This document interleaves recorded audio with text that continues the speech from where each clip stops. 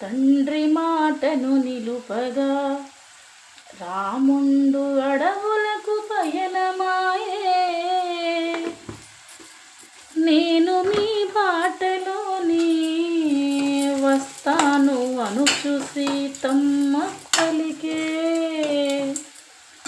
ఓ పడతి అడవిలో కష్టాలు పడలేవు అని రాముడు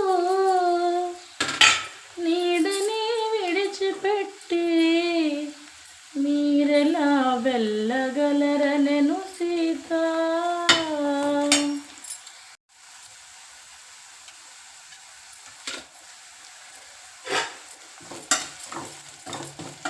ఎగ్తో కొంచెం డిఫరెంట్గా అనమాట.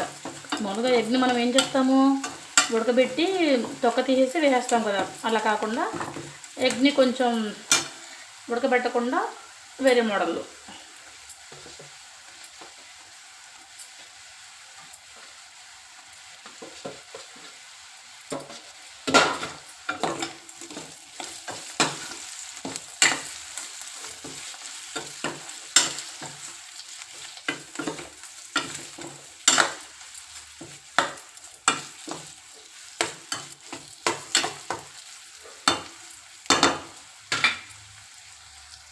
టడాయిన్, ఎగ్ టిక్కా కర్రీ రెడీ.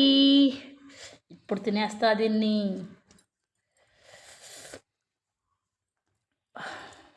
నూరు ఉడిపోతుంది చూస్తుంటే, ఎలా ఉందో తెలియదు కానీ బాబా